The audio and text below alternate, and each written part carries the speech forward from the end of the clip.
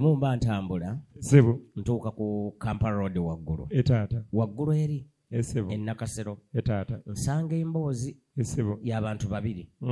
Ak'emitwalo 5. Sebo.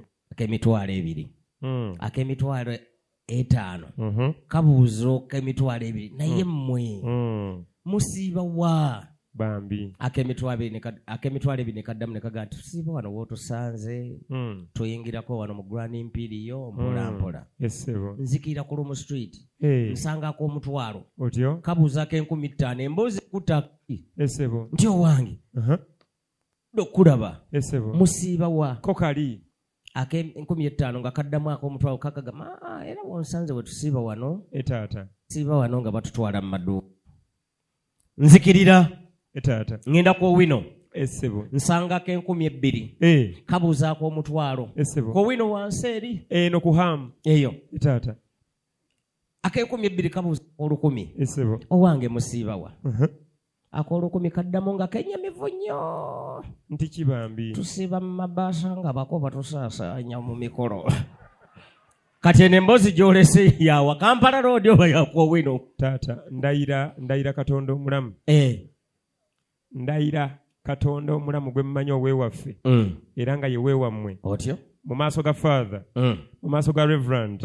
Mu maaso g'abasumba. Wallahi ezo emboozi zonna zonyumizza. Emboozi namba 1 kale etukwatako ne kano sike kaseera kaayo. Otyo? Naye emboozi namba 2 eyo. We mutambulidde. Awo nyine otambulidde mukulu kankubuulire. Teri kyamagero. Kitakoleka. Kubanga ne Yesu ebyamagero bye yakola naffe kwe tutandikira.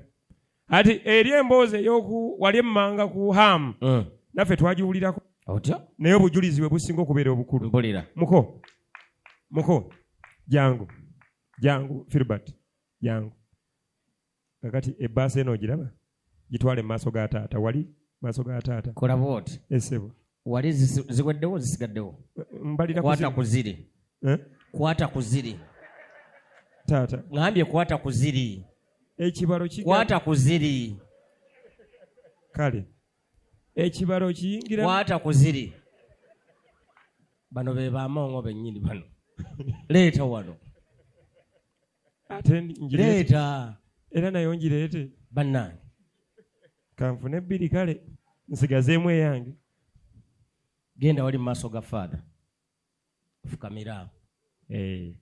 Awo kyokoze mukulu kituufu. Omusabe agisumulule.